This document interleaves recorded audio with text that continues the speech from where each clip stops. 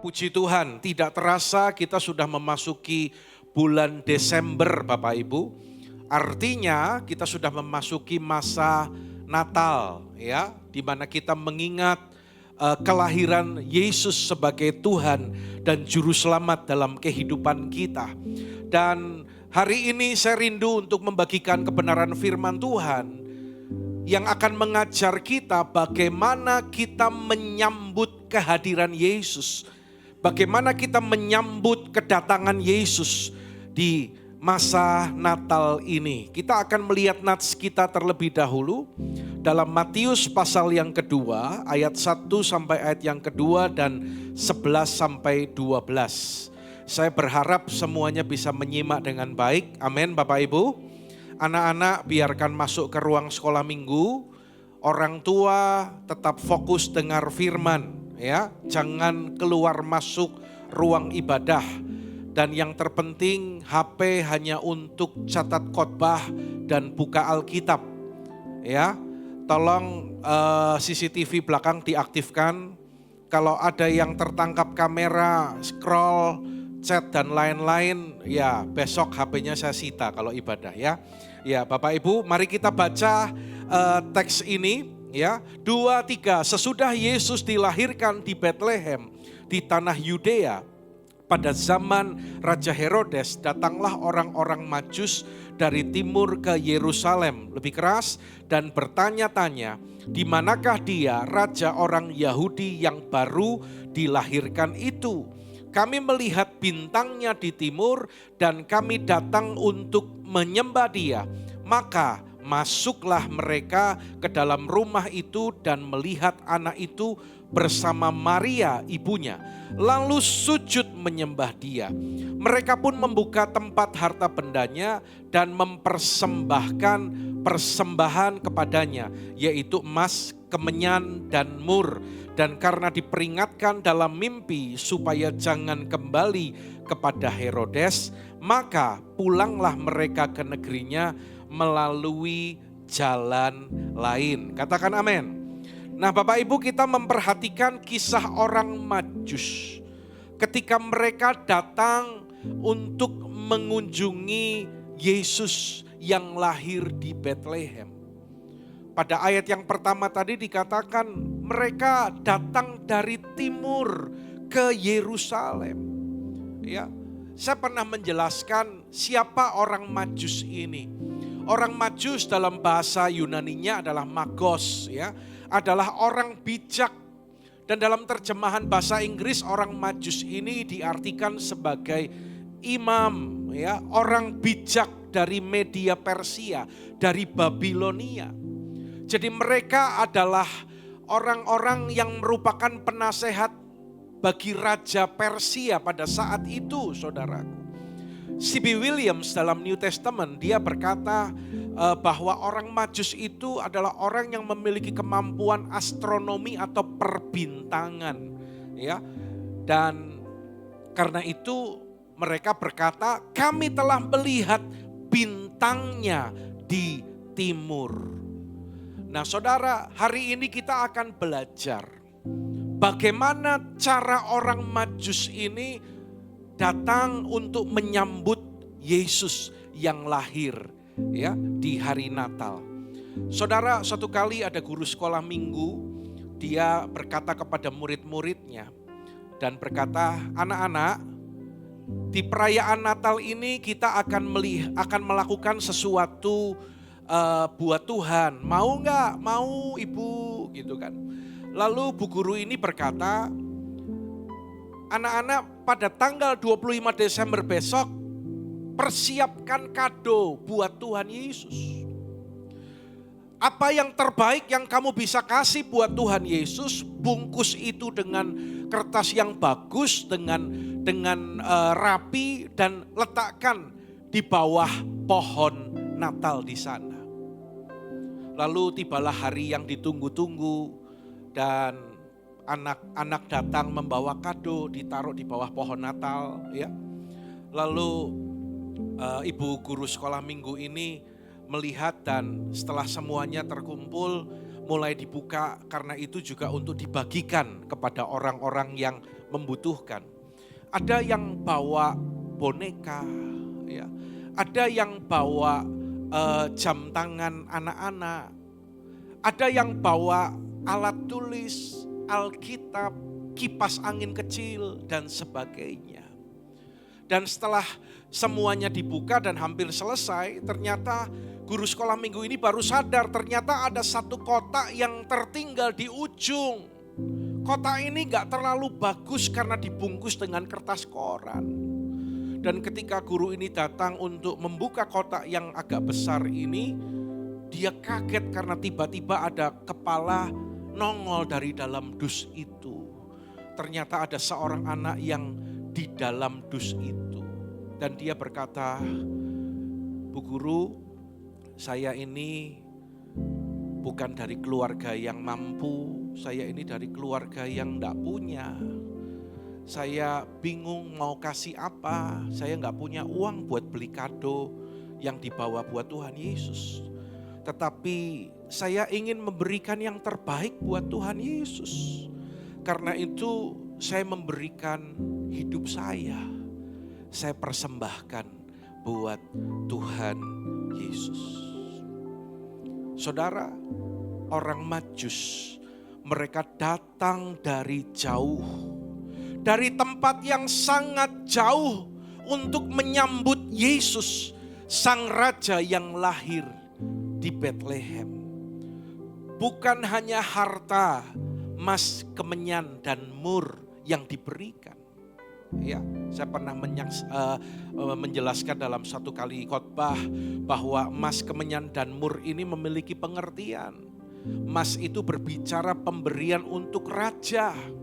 Berarti mereka mengakui kedatangan Yesus yang adalah raja, yang akan menjadi raja. Lalu kemenyan adalah persembahan yang diberikan untuk para imam. Ya, dan mur itu adalah persembahan bagi orang yang mati.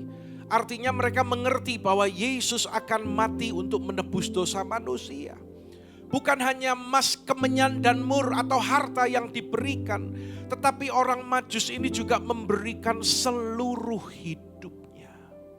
Kita akan belajar ya bagaimana sikap orang Majus menyambut Yesus ya. Yang pertama, perhatikan baik-baik. Yang pertama, ya. Mereka datang dengan hati yang percaya. Katakan hati yang percaya, saudara.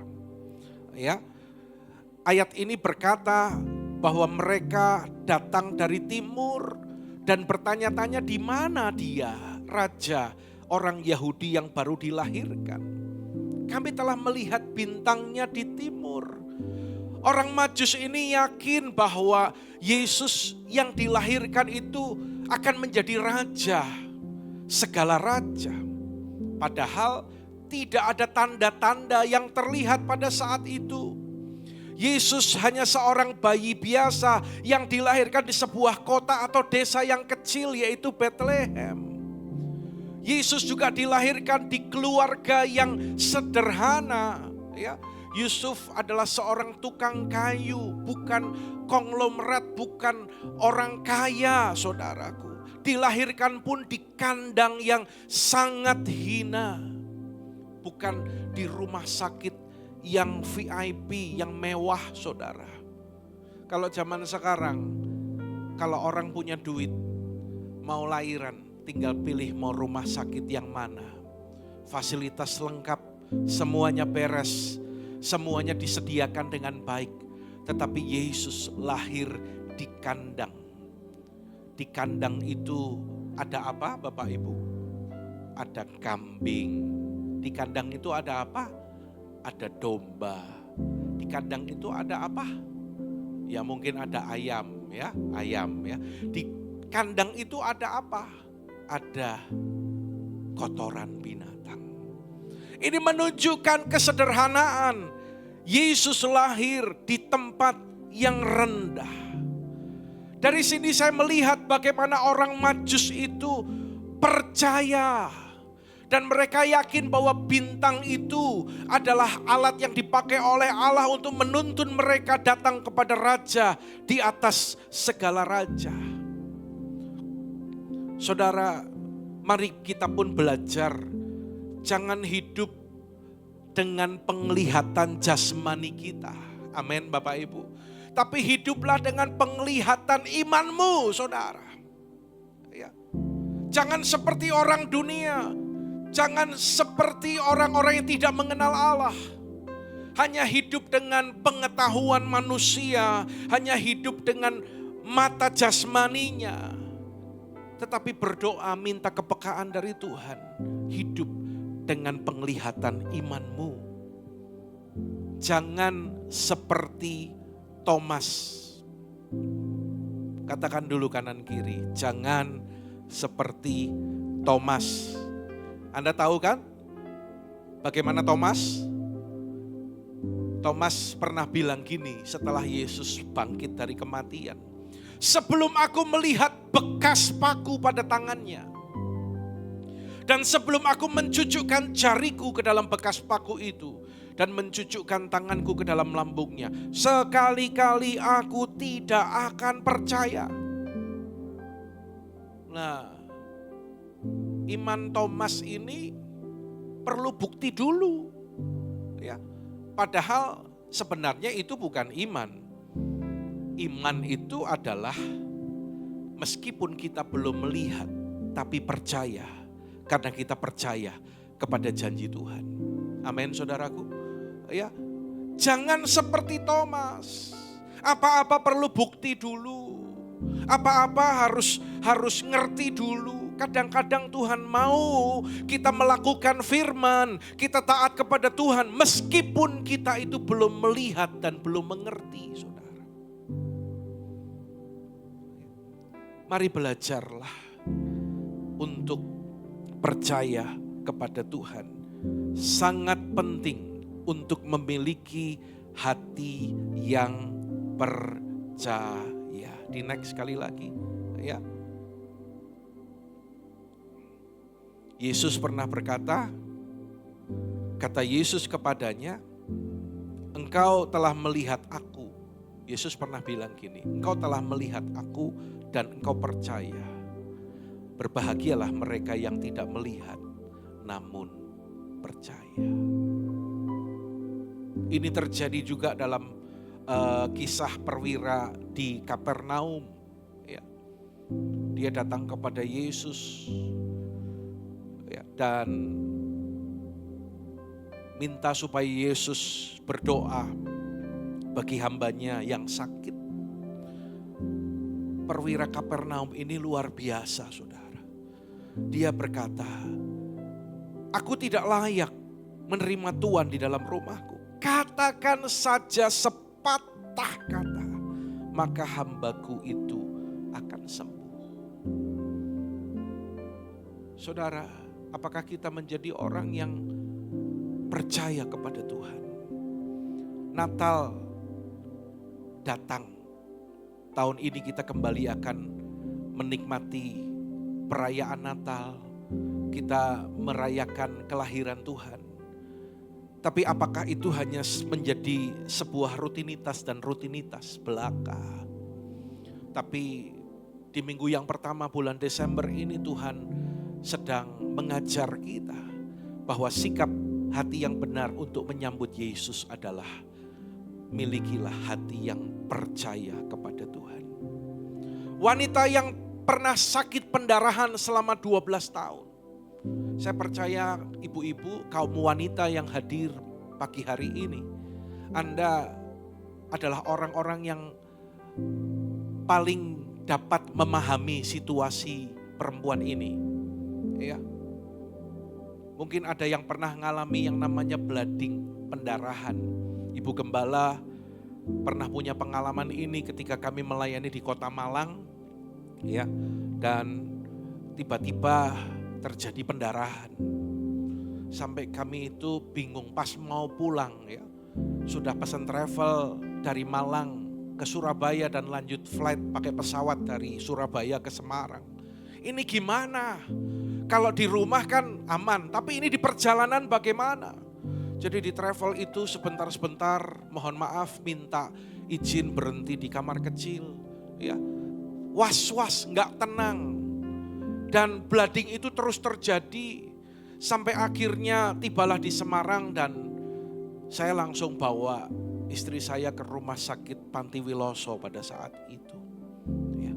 Dan segera dilakukan penanganan dengan baik. Itu baru beberapa hari, baru 1-2 hari. Mungkin ada yang pernah mengalami baru beberapa minggu atau bulan. Tapi perempuan ini sakit 12 tahun. Saudara bayangkan kondisinya, dia pasti sangat lemah. Dan dia pasti juga sudah minder. Ya. Dia mungkin dalam kondisi yang sangat lemah juga, mungkin kotor.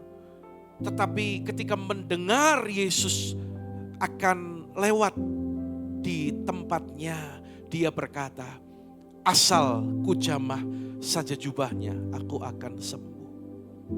Dan Alkitab mencatat bahwa perempuan ini, dia mendapat mujizat yang dari Tuhan. Saudara, hati yang percaya kepada Tuhan, itu akan mendatangkan perkenanan Tuhan. Katakan amin. Kalau Tuhan berkenan, maka Tuhan akan memberikan berkatnya, mujizatnya dalam kehidupan kita. Siapa yang mau mengalami perkenanan Tuhan? Yang mau alami perkenanan Tuhan, lambaikan tangan saudara. Saudara miliki hati yang percaya. Engkau akan alami perkenanan Tuhan dan terima berkat mujizat Tuhan. Tepuk tangan bagi Allah kita, saudara. Tepuk tangan bagi Tuhan kita. Hal yang kedua, bagaimana sikap orang Majus menyambut Yesus? Perhatikan ini, yang kedua saudaraku. Mereka datang dengan hati yang rendah. Dengan kerendahan hati saudara. Memang mereka bawa emas, kemenyan dan mur. Setuju kalau barang-barang ini adalah barang-barang yang berharga pada saat itu. Amin saudaraku. Dan sampai sekarang juga yang namanya emas berharga. Betul? Betul Cilinda, emas itu berharga. Mas Hartanto maksudnya. Ya, itu berat banget, berapa kilo itu saudaraku.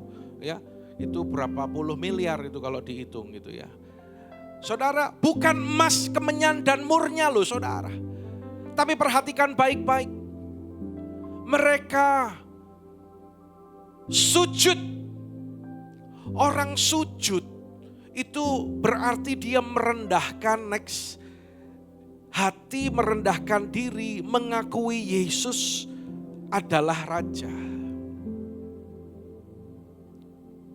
Sujud menunjukkan kerendahan hati. Saudara, ini juga yang harus kita miliki, saudara. Tidak ada yang bisa kita banggakan. Karena itu orang yang percaya kepada Yesus, dia akan melewati proses, dia akan melewati jalan salib seperti yang Yesus alami. Ya, kalau Anda jadi orang Kristen yang sungguh-sungguh, Tuhan pasti akan proses hidup saudara. Supaya yang dulunya aku, kemampuanku, kekayaanku, semuanya ku. Tapi Tuhan proses itu sampai kita mengakui dari hati kita bahwa semuanya karena Tuhan. Ya. Orang yang sungguh-sungguh sama Tuhan pasti akan melewati proses kerendahan hati ini, saudara. Seorang filsuf Yahudi, ya, dia pernah bertanya, mengapa manusia tidak bisa melihat Allah? Ada orang yang menjawab, ya karena Allah itu terlalu tinggi, gak bisa dicapai oleh pikiran manusia dan manusia terlalu rendah. Lalu filsuf ini menjawab, salah besar. Bukan Allah yang terlalu tinggi dan manusia terlalu rendah. Tapi mengapa manusia tidak bisa melihat Allah? Karena manusia terlalu tinggi dan Allah itu terlalu rendah. Ingat, Yesus datang ke dunia, dia telah merendahkan dirinya dengan mati di kayu salib. Ya, merendahkan diri, menjadi seorang hamba. Kalau kita diajar merendahkan diri, ya memang kita manusia. Tapi Yesus adalah Allah. Dia ada di atas, tapi dia turun jadi manusia. Bahkan mati sampai dia mati di kayu salib. Saudara, ini adalah teladan bagi kita. Bahwa kita pun juga harus memiliki hati yang rendah, saudara. Kalau nanti Anda ke Israel, ke Yerusalem, dan Anda berkunjung ke Bethlehem, tempat di mana kandang yang pernah dipakai oleh Maria melahirkan bayi Yesus, itu pintunya itu rendah, saudara. Jadi kalau mau masuk ke sana itu harus rada merunduk. Kalau masuknya petantang-petenteng kejeduk. Ya, karena itu kasih tahu kanan kiri. Kalau datang sama Tuhan, jangan petantang petenteng. Bilang. Datang sama Tuhan, enggak boleh petantang petenteng. Ya, saudara, di gereja itu enggak boleh petantang petenteng. Kalau dengar firman juga enggak boleh petantang petenteng. Ada orang yang masih petantang petenteng ya, tapi saya berdoa dan percaya jemaat di HOG di sini tidak ada yang demikian. Katakan amin.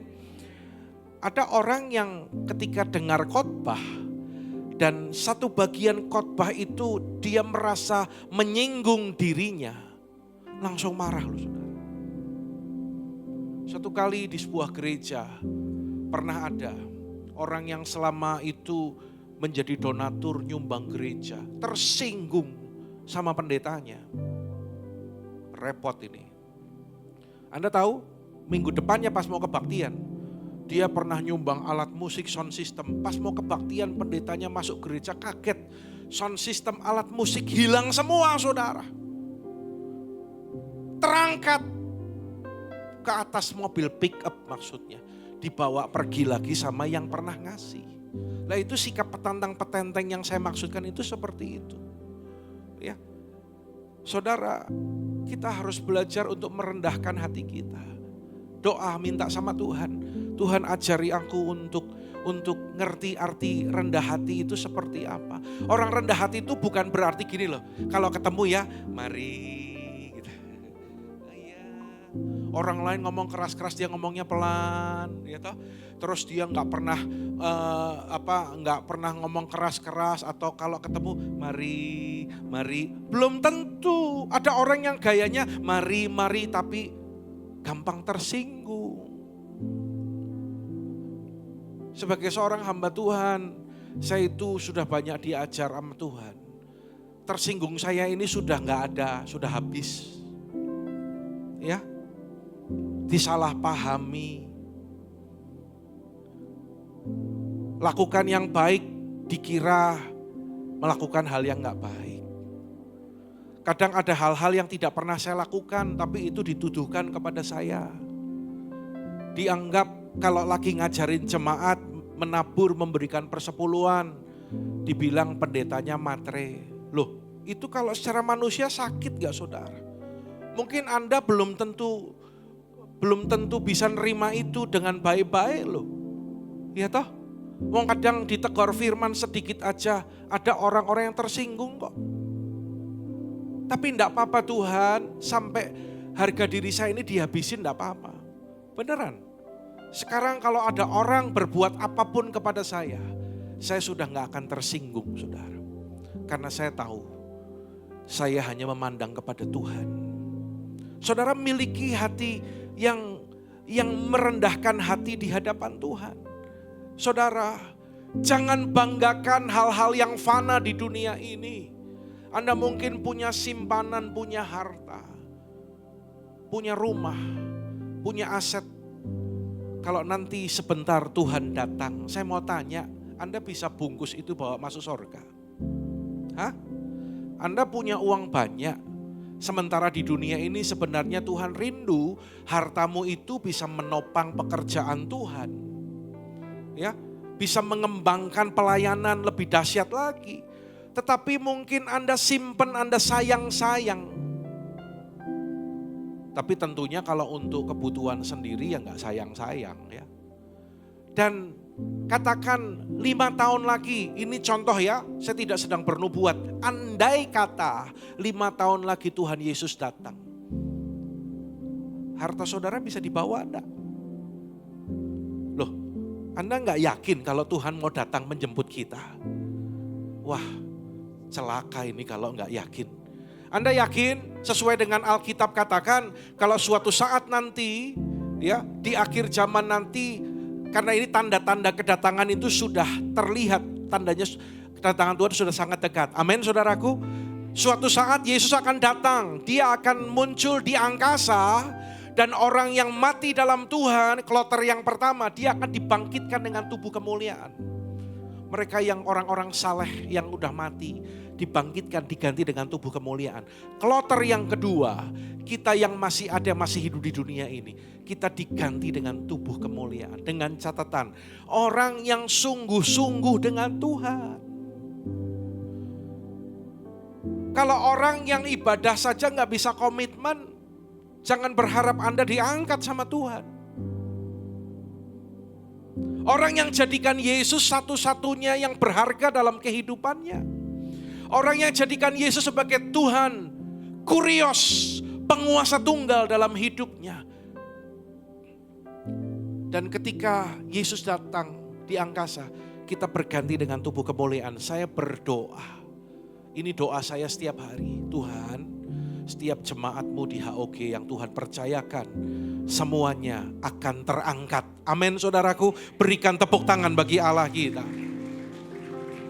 Lah kalau saat itu terjadi, waktu itu tiba, Anda punya uang, Anda punya aset, Anda punya deposito, Anda punya sertifikat.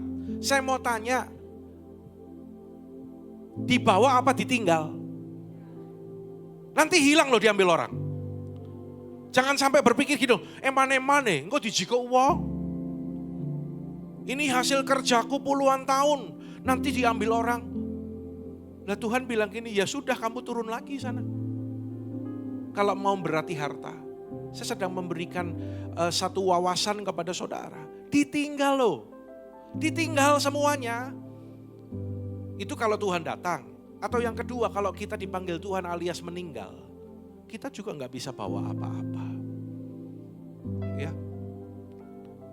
Jangan banggakan sesuatu yang fana saudara. Karena semuanya itu akan hilang.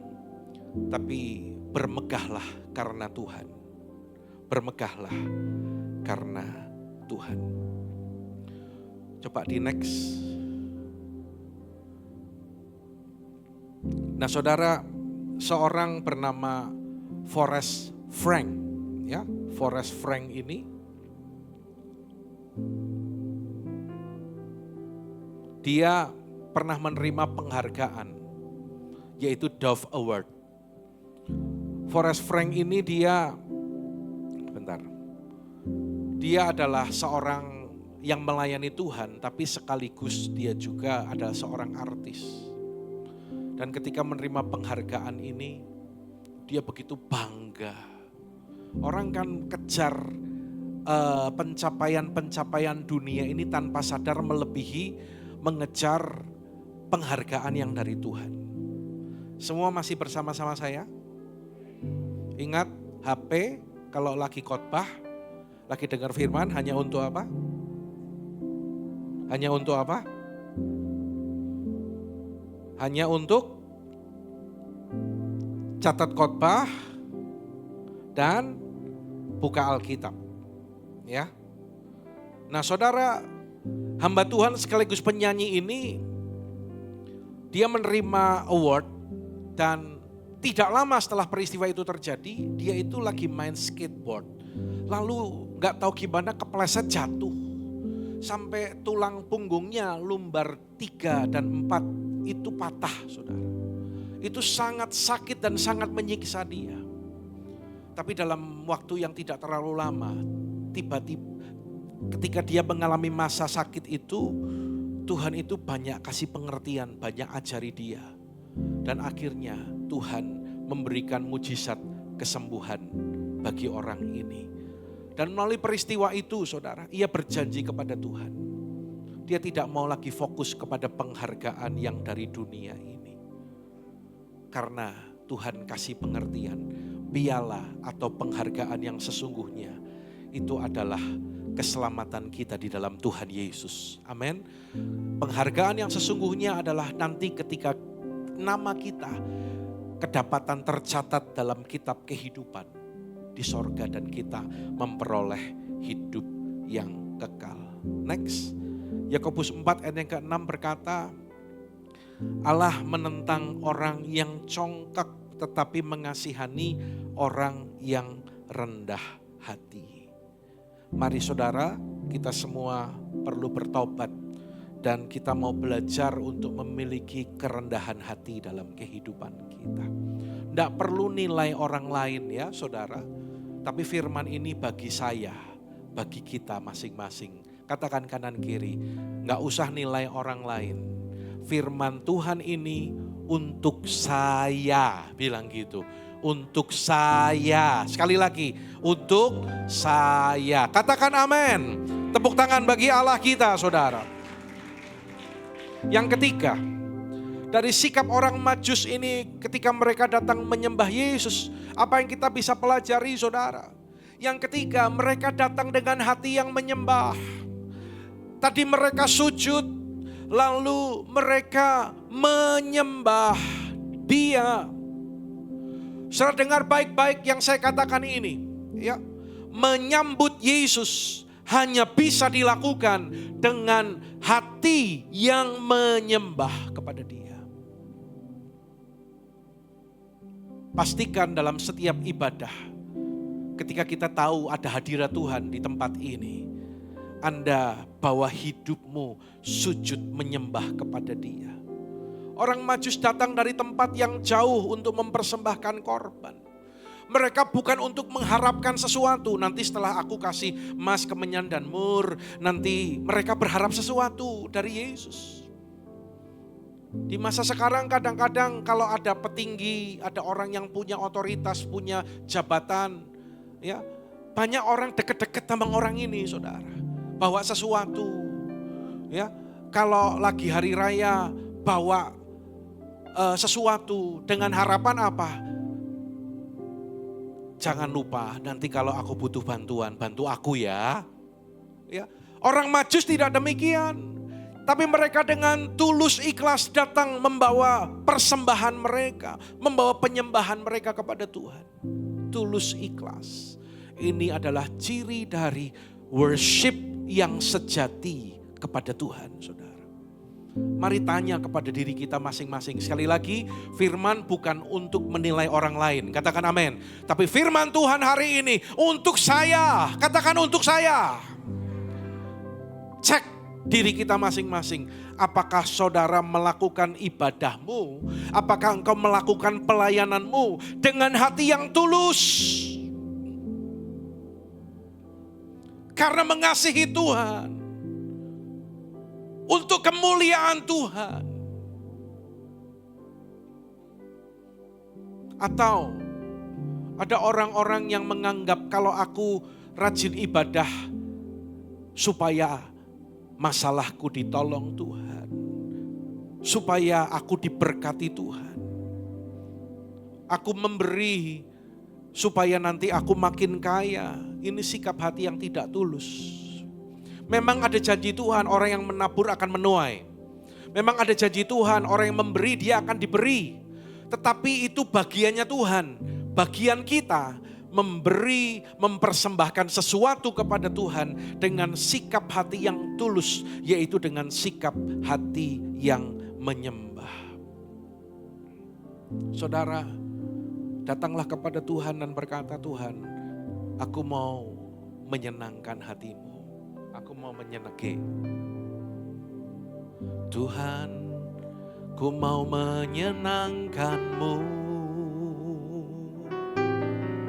Tuhan, bentuklah hati ini. Nyanyikan dengan segenap hati kita. Jadi bencana untuk hormat-Mu. Cemerlang bagai emas murni. Tuhan, ku serahkan hatiku. Semua ku berikan padamu. Kuduskan hingga tulus selalu. Agar aku menyenangkan-Mu. Mari angkat tangan kita. Menyenangkan-Mu, senangkan-Mu.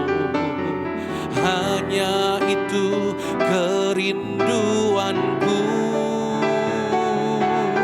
Menyenangkan-Mu, senangkan hati-Mu.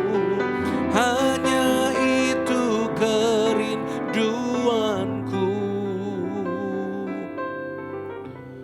Saudara, Anda masih ingat ada seorang bernama Fransiskus dari Assisi.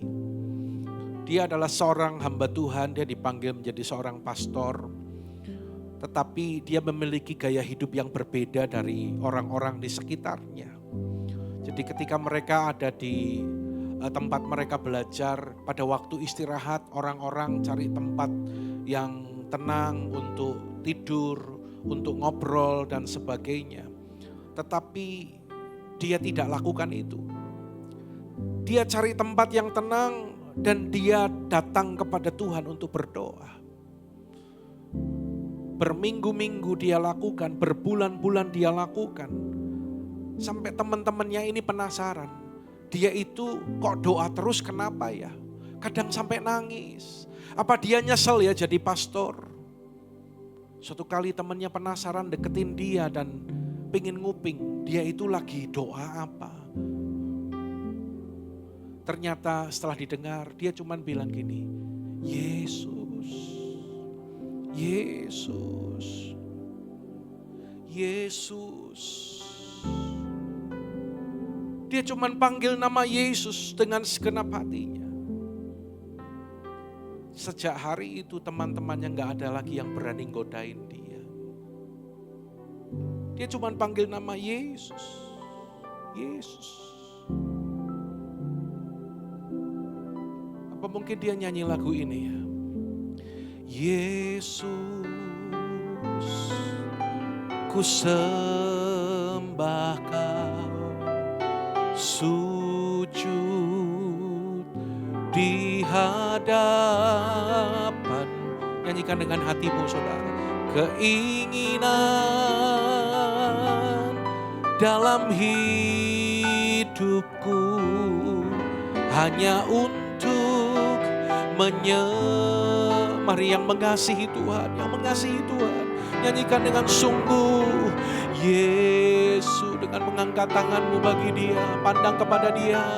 Ralabasika ralabala, sikaralabasika ralabasika, di hadap Yesus. Keinginan dalam hidupku hanya untuk menyembah-Mu.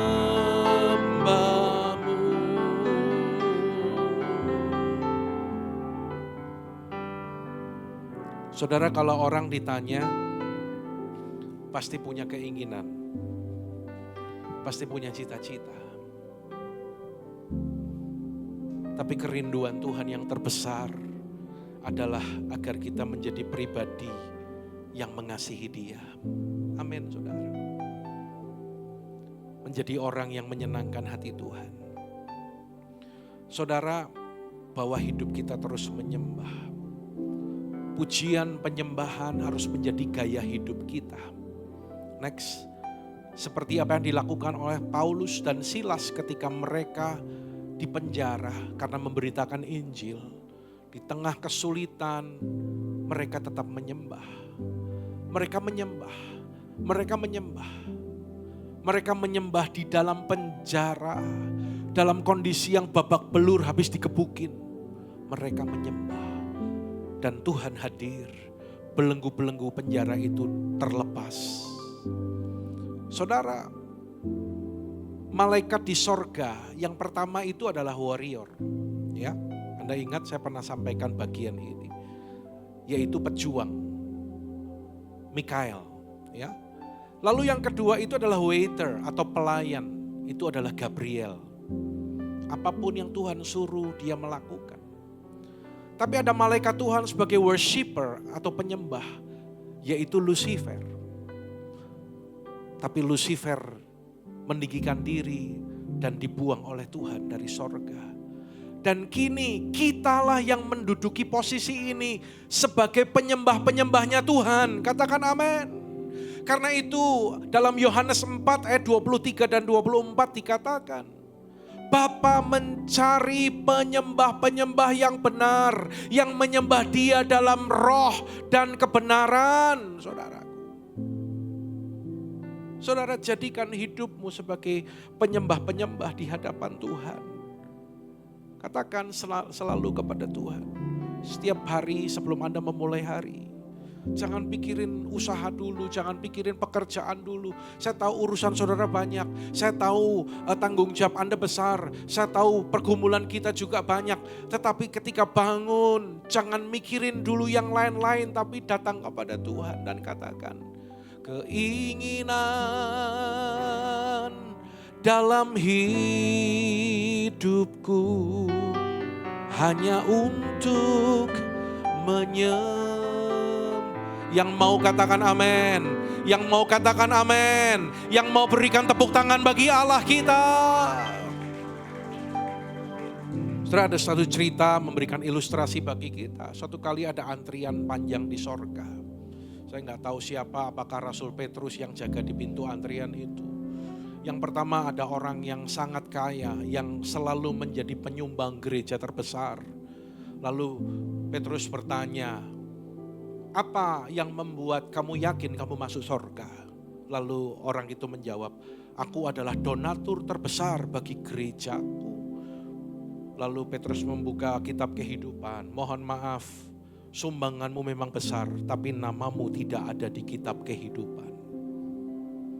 Lalu yang kedua adalah seorang pengurus gereja atau seorang majelis. Apa yang membuat kamu yakin kamu bisa masuk surga? Aku adalah majelis.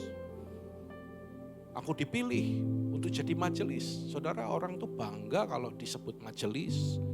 Kalau di GBI memang istilahnya bukan majelis ya, saudaraku ya. Lalu orang yang di depan pintu itu melihat, memang kamu majelis, tetapi hidupmu juga berarti singkatan yang lain dari majelis, manusia jelmaan iblis. Kamu masih hidup duniawi, namamu tidak ada di kitab kehidupan. Lalu yang ketiga, ada seorang ibu-ibu sederhana banget. Dia itu jadi ragu-ragu, jadi takut. Waduh, penyumbang dana terbesar gak lolos. Majelis gak lolos. Lalu dia datang dan Petrus ini bertanya, Ibu, apa yang membuat kamu yakin kamu masuk surga? Memang aku gak punya uang seperti donatur tadi. Aku bukan majelis, aku bukan pengurus gereja, aku gak ada jabatan apapun. Tetapi saya adalah orang yang suka menyembah Tuhan. Izinkan aku masuk surga, supaya aku tetap bisa menyembah Tuhan. Dan ternyata nama ibu ini ada di kitab kehidupan. Saudara mau bersama-sama dengan Tuhan di sorga selama-lamanya.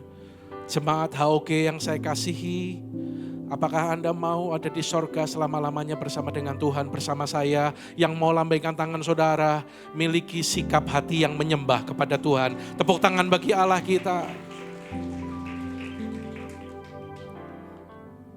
Yang keempat, bagaimana sikap orang Majus menyambut Yesus?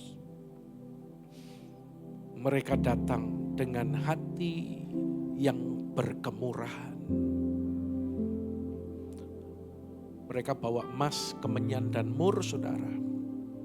Sesuatu yang berharga. Ada sebuah frase yang berkata demikian. You can give without loving, but you cannot love without giving. Ya, artinya engkau dapat memberi tanpa mengasihi, tanpa cinta. Tetapi ketika engkau mencintai, engkau gak bisa mencintai tanpa engkau memberi. Orang Majus ini mencintai Yesus. Karena itu dia mempersembahkan yang terbaik. Saya yakin percaya orang-orang di tempat ini yang berkata aku mencintai Yesus, aku mau menyambut Yesus, Anda pasti juga akan memberikan yang terbaik buat Tuhan. Saudara, di India itu ada satu situs sejarah bangunan yang begitu luar biasa, yaitu Taj Mahal. Ya, mungkin Anda tahu ini, ada mungkin yang pernah berkunjung ke sana. Tetapi tahukah Anda bahwa bangunan ini, Taj Mahal ini dibangun oleh seorang yang bernama Mughal Shah Jahan. Ya, Mughal Shah Jahan. Dan gedung itu akhirnya mendapat pengakuan ya sebagai salah satu situs warisan dunia oleh UNESCO. Mughal Shah Jahan ini sangat mencintai istrinya, tapi istrinya sudah tiada. Dan untuk mengenang istrinya yang sangat ia cintai, dia bangun bangunan ini. Anda tahu biayanya berapa? Pada masa itu selesai tahun 1653, habis sekitar 32 juta rupiah. Jika disesuaikan dengan inflasi modern tahun 2015, setara dengan 827 juta US dollar. Atau dalam rupiah berapa saudara? 12,9 triliun. Kok bisa ya? Belum lama saya cerita, ada orang punya anjing kesayangan ulang tahun, diulang tahunin, habis 1,6 miliar. Saya baca itu sampai geleng-geleng. Saya cuman gini, Tuhan itu buat bangun gereja bisa. Tuhan itu buat pekerjaan Tuhan akan menjadi berkat.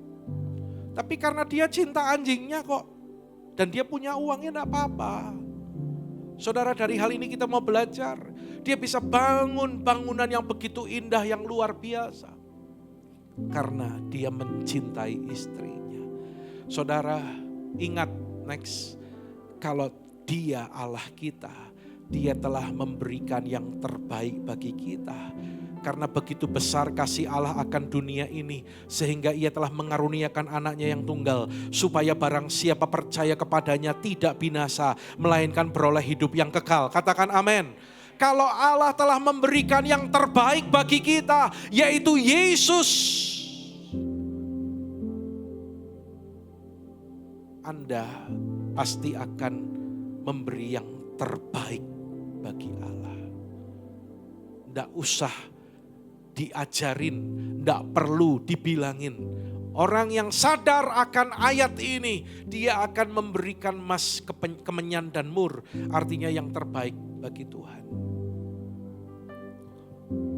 Saya mendengar kesaksian di sebuah gereja ketika akan membangun. Di kita juga selalu ditayangkan berdoa untuk HOG Center. Berdoa untuk HOG Center. Saya berdoa supaya muncul orang-orang seperti kesaksian ini. Ketika gerejanya mengumumkan akan membangun.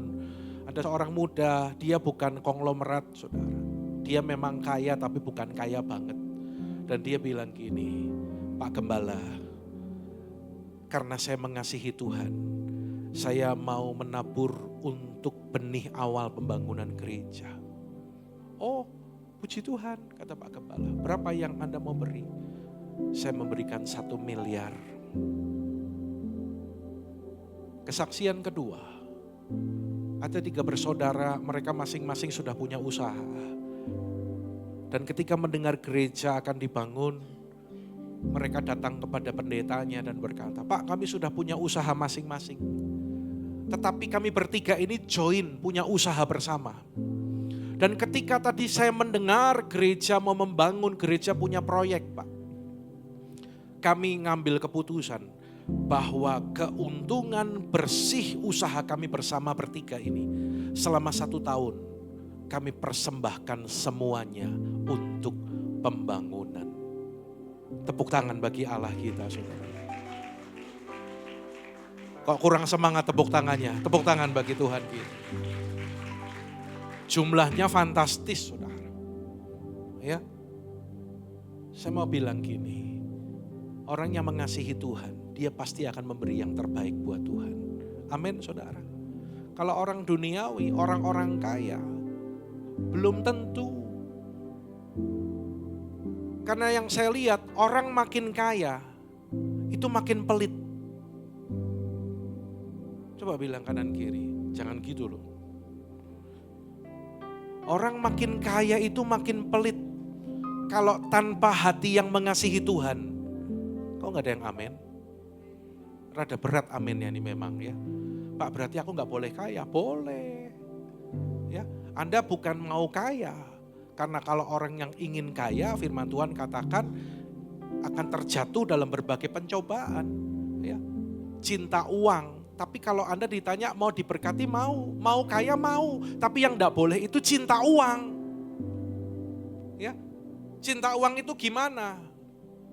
Ya tadi itu, makin kaya, makin pelit.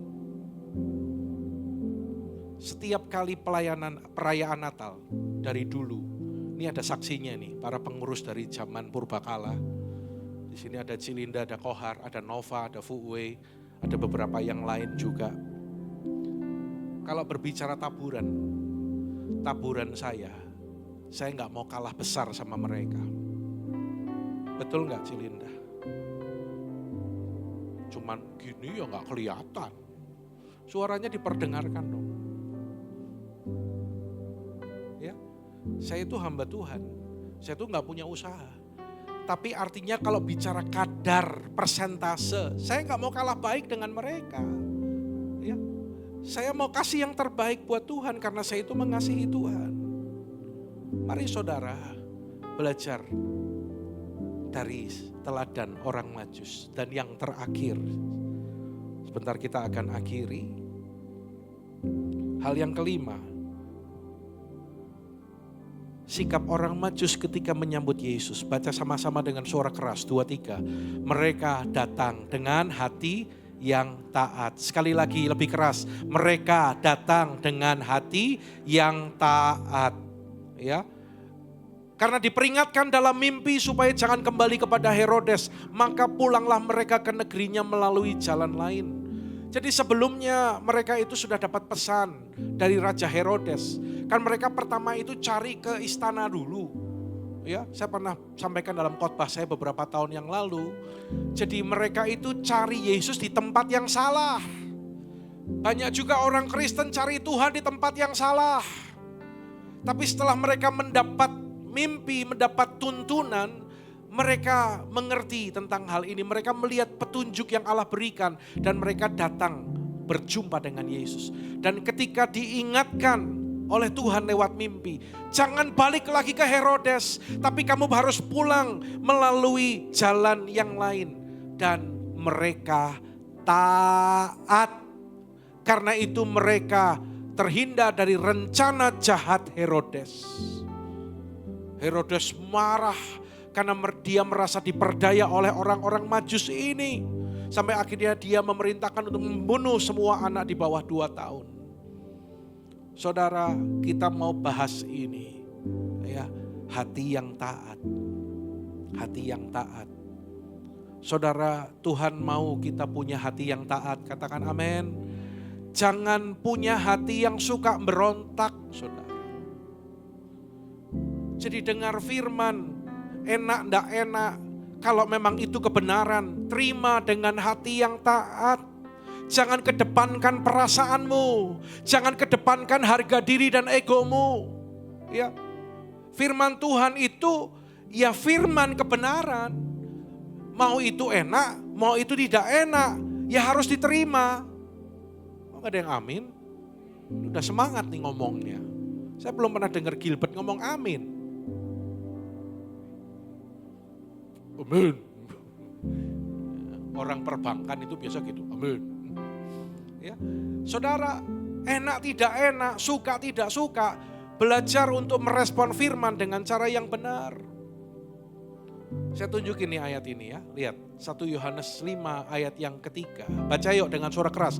Ayat terakhir 2-3. Sebab inilah kasih kepada Allah, yaitu bahwa kita menuruti perintah-perintahnya. Katakan amin. Perintah-perintahnya itu tidak berat. Bilang tidak berat.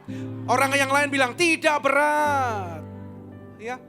Yang jadi berat itu karena kita tidak mau taat. Disuruh doa gak mau doa. Disuruh sungguh-sungguh gak mau sungguh-sungguh. Sudah sekian lama hadir ibadah setia. Dan Pak Gembala bilang ayo dong mulai melangkah lebih lagi yuk melayani. Tapi kita gak mau taat. Jadi akhirnya kita yang merasa berat. Tapi kalau setiap firman kita responi, enggak. Satu kali ada anak kecil dinasehati papinya. Kamu jangan main bola dalam rumah ya. Ini papi itu punya guci yang mahal. Kalau kamu main bola dalam rumah, nanti bolanya kena guci ini bisa pecah. Papahnya pergi, anak ini bandel, main bola, krompiang, gucinya pecah, saudara. Dia ketakutan, dia pikir gak ada yang lihat. Dan dia pelan-pelan singkirkan guci itu alias dibuang. Dan ketika papahnya pulang, dia seolah-olah tidak terjadi apa-apa. Oh papa, dalam hati dia bilang, oh papa gak tahu. Nyatanya papa tenang-tenang aja.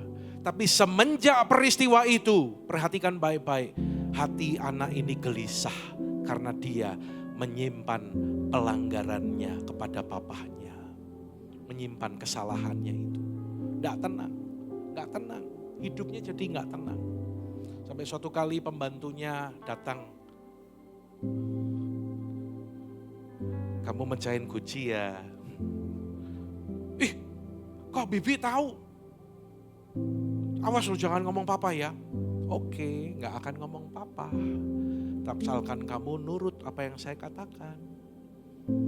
Disuruh bersihin rumah, disuruh cuci-cuci, disuruh ngerapiin. Kalau kamu, apaan? Saya anak papa kok malah kamu yang pembantu nyuruh saya kerja. Ya boleh, tapi nanti saya laporkan ke papa. Akhirnya dikerjakan terus. Lama-lama dia capek, lama-lama dia bingung. Loh aku anak kok jadi pembantu, pembantunya malah ongkang-ongkang. Akhirnya dia mengumpulkan segenap kekuatannya. Dan dia berkata kepada papahnya, Pah, saya mau mengaku apa itu? Saya memecahkan guci kesayangan papa. Papahnya tersenyum. Sebenarnya papa tahu dari hari pertama guci itu pecah. Tapi papa diam. Dan semenjak hari itu dia minta maaf. Dan papa berkata, sudah papa maafkan dan jangan diulangi lagi. Jangan diulangi lagi. Pembantunya besoknya, ayo bersihin rumah. Gak mau? Oh was bilangin papa loh. Bilang aja, saya sudah ngaku dosa saya sama papa. Saudara, kalau kita senantiasa taat sama Tuhan, itu gak ada sekat, gak ada tuduhan, gak ada dakwaan apapun. Tapi sementara kita tahu firman tapi kita gak ngelakukan, iblis pakai situasi itu untuk mendakwa saudara. Hidup kayak gitu tuh gak enak saudara.